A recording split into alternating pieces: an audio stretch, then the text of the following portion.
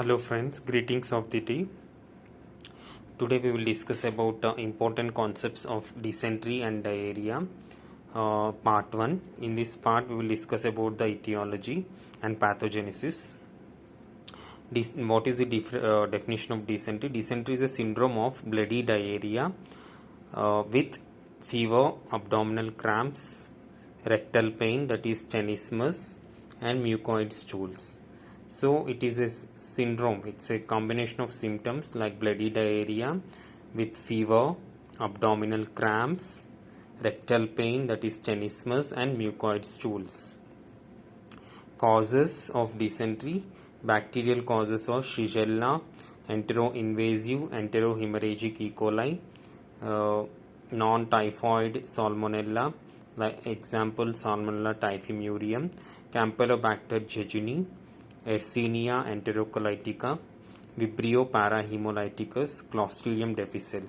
So these are the bacterial causes, and protozoal, that is parasitic causes, or Entamoeba histolytica, Blantidium coli, Trichinella spiralis, Schistosomia japonicum, and Schistosomia mansoni. There are terms about dysentery like bacillary dysentery caused by Shigella, invasive and hemorrhagic E. coli, amoebic dysentery caused by Entamoeba histolytica. All these organisms cause watery diarrhea followed by dysentery, which signifies the deteriorating cause.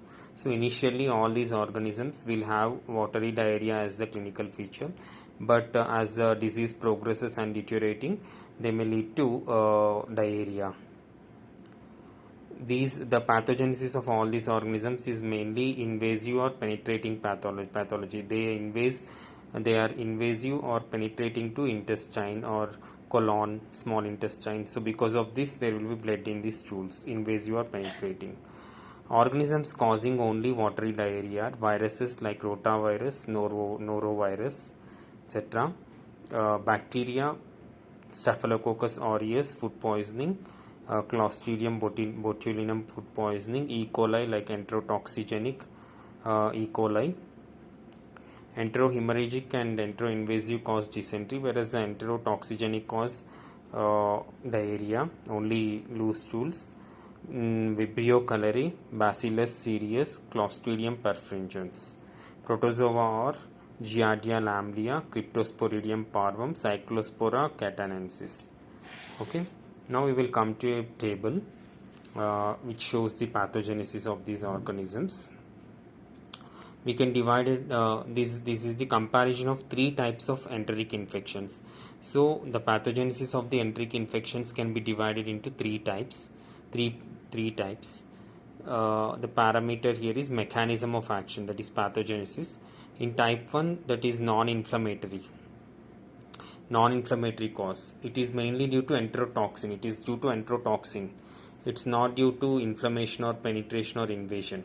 So it's just due to toxin or simply adherence or superficial invasion.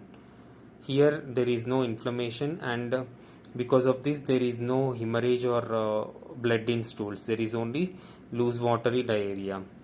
The location most probably of this pathogenesis is proximal small bowel. Okay. In type 2, it is inflammatory, invasive, or cytotoxin.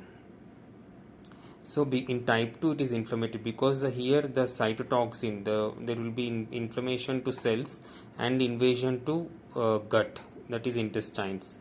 Here mostly the colitis is involved. Colon is involved. Here is proximal small bowel. Here the penetrating, the third type is penetrating. It will penetrate into the intestine and will enter into the systemic circulation, that is into the body. The pathology is mainly in distal small bowel. Mainly it will lead to enteric fever. So here, because it's non-inflammatory, mainly lead to watery diarrhea, and the pathogens is mainly in proximal small bowel. You remember this, proximal small bowel. And in next part, it is inflammatory, it is invasive and due to cytotoxins. It's in colon, colitis, mainly it leads to dysentery. You understood? Blood in stools, dysentery. Whereas here, because it enters into the systemic circulation, it will lead to septicemia and enteric fever. Stool examination in type 1 in non-inflammatory watery diarrhea, there are no fecal leukocytosis. Because it is non-inflammatory, there will be no leukocytosis in the feces. In this inflammatory, there are fecal polymorphonuclear leukocytes. So there will be neutrophils. Polymorphonuclear leukocytes and neutrophils. In penetrating, there will be lymphocytes. Mononuclear leukocytosis is lymphocytosis. Okay. I already discussed about the causes of diarrhea, watery diarrhea, like Vibrio cholerae, E. coli, enterotoxigenic E. coli, Clostridium perfringens, botulinum, Bacillus cereus, Staphylococcus aureus, Giardia lamblia, rotavirus, norovirus, Cryptosporidium, Cyclospora. Whereas the organisms causing dysentery are, which involve the colon mainly, Shigella, E. coli invasive hemorrhagic, Vibrio parahemolyticus, Salmonella typhimurium, Campylobacter jejuni, Clostridium difficile, Entamoeba histolytica. Whereas the penetrating causes causing enteric fever are Salmonella typhi and Yersinia enterocolitica.